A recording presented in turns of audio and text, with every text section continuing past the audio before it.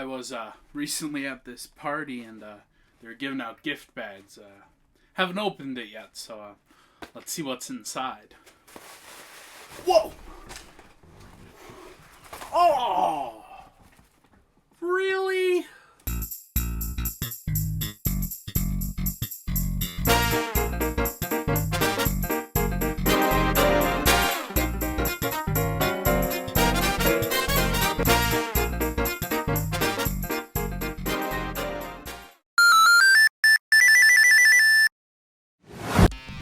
Released in October of 1985, the Nintendo NES came at a time where gaming almost didn't survive.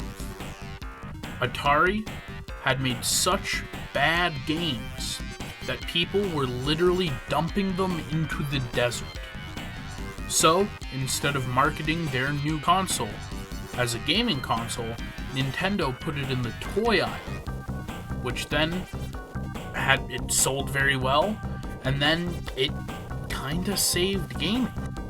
The Nintendo Entertainment System originally shipped with one game, one controller, and one zapper.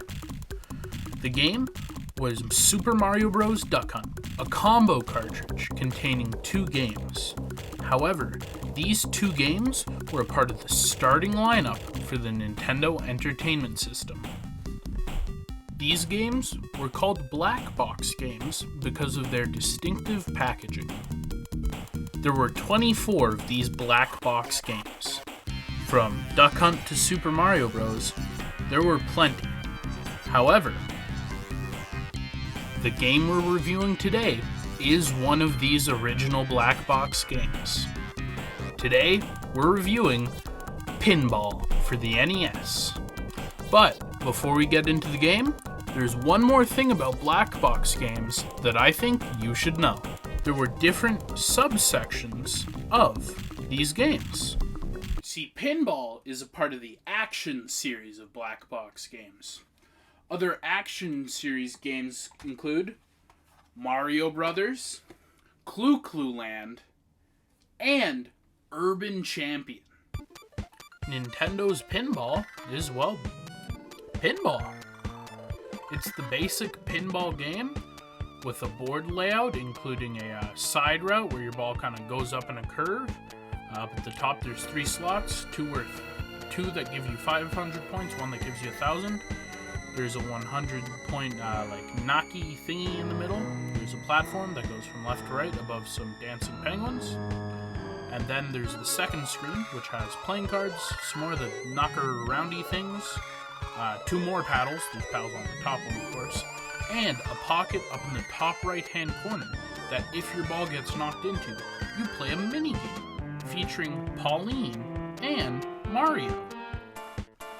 In the mini games area, you controlled Mario Jumpman Mario, as he holds a Donkey Kong style platform with a ball bouncing off of it.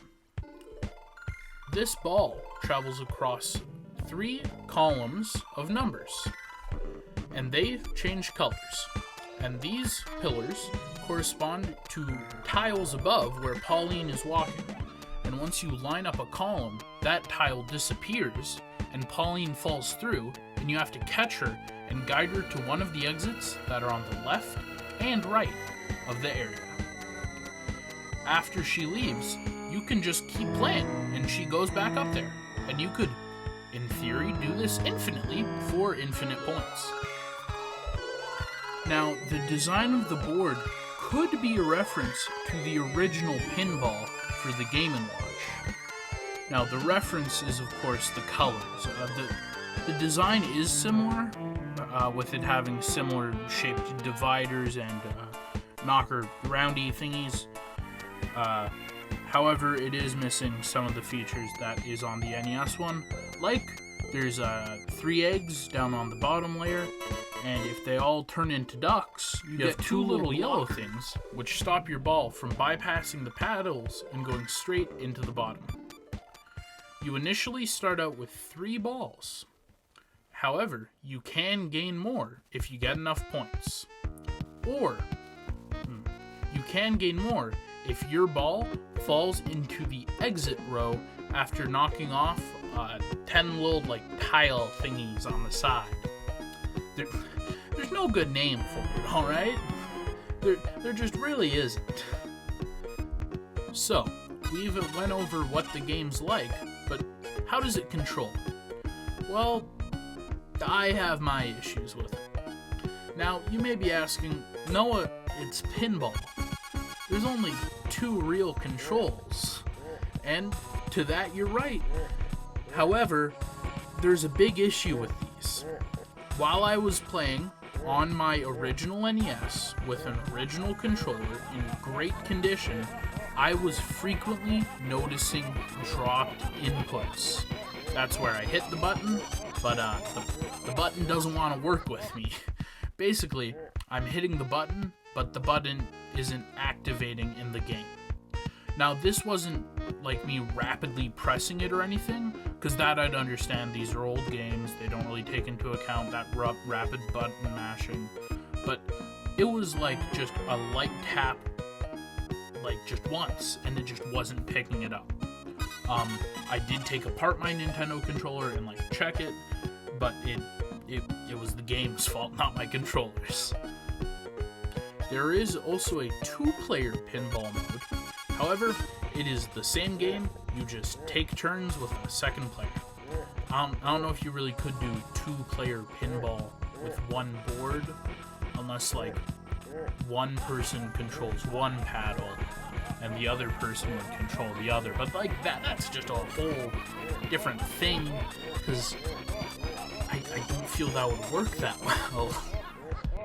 Curiously, when deciding on NES games for Nintendo's Campus Challenge, a gaming competition held at college campuses around the United States, instead of picking this version of pinball, they instead decided to choose Pinbot, another Nintendo-developed game. However, Pinbot is much, much worse than this one, where you can get the required amount of points to pass it in Campus Challenge by doing literally nothing. I'm not kidding. Pinbot is not a good game, and that is why this video is about pinball for the NES and not Pinbot. So, we've went over the game, what collection it was a part of when it was first released, how it was ignored by Nintendo in Campus Challenge, but what do I think about pinball for the NES? Overall, I think pinball for the NES is a great example of the early charm of Nintendo gaming. When Nintendo first released their NES, it was a gamble for them, as Nintendo originally started out as a toy company. But the Nintendo NES arguably saved gaming and created, well, what we know as gaming today. And for that I am greatly thankful. However, it wasn't, smooth around the edges. It was rough around the edges. However, that kind of rough charm that Nintendo had is admittedly kind of lacking these days. All of them are so polished that there's no more janky charm to them anymore. However, games like these remind me of a simpler time. A simpler time which I was not alive during, but a simpler time nonetheless. And that's Pinball for the NES. One of not only the original NES games, but one of the best. Oh no, it's back. I'm gonna get it this time. Ah!